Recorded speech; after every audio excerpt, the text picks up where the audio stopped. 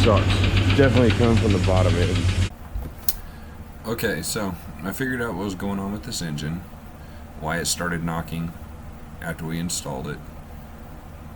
So the story is we got it all switched out, we got the new engine put back in there, got everything hooked up, it fired right up, no problem whatsoever. We put coolant and other fluids and all that, made sure it was all running good, oil pressure was up, thermostat was working, no leaks anywhere, all that good stuff. So did that for about 20 minutes in the shop and then decided to take it on down the road, see how it pulled. And we didn't make it about a half a mile down the road and the engine started knocking. So we turned around and immediately came back to the shop, real slow and easy, about 20 miles an hour.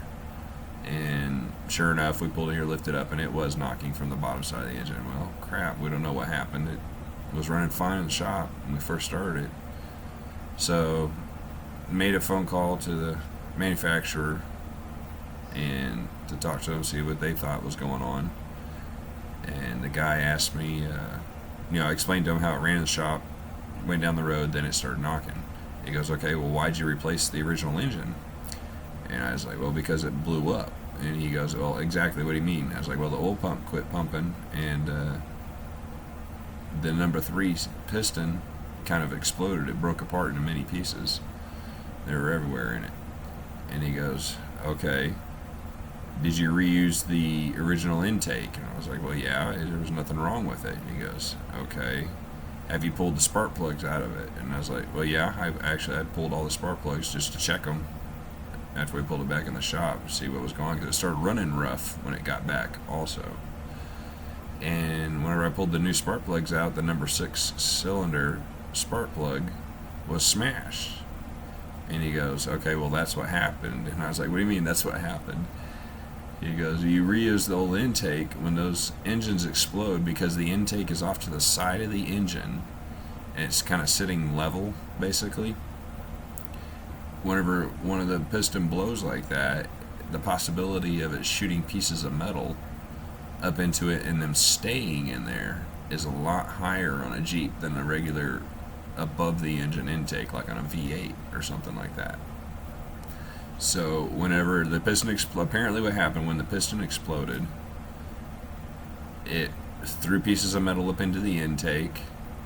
They got stuck up in there, I'm assuming, because they were hot, and it's an aluminum intake, so I don't know, maybe that caused them to stick to it.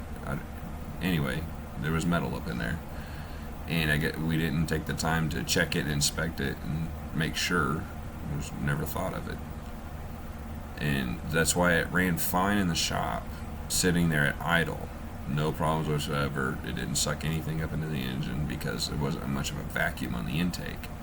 It's when we took off down the road and accelerated is when it increased all that vacuums and pressures in the intake and broke that piece of metal loose, and it flew into the number 6 piston.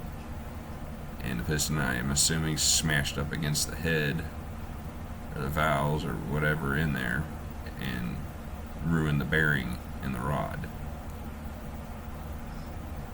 So, good thing is though, after all that said and done, it was our fault for not checking the intake, but it never occurred to me to do it. I had a no-fault warranty on this engine, and they are going to replace it for free. So the only thing I'm out is the labor of taking out an engine and installing another engine, which will take me 2 days altogether.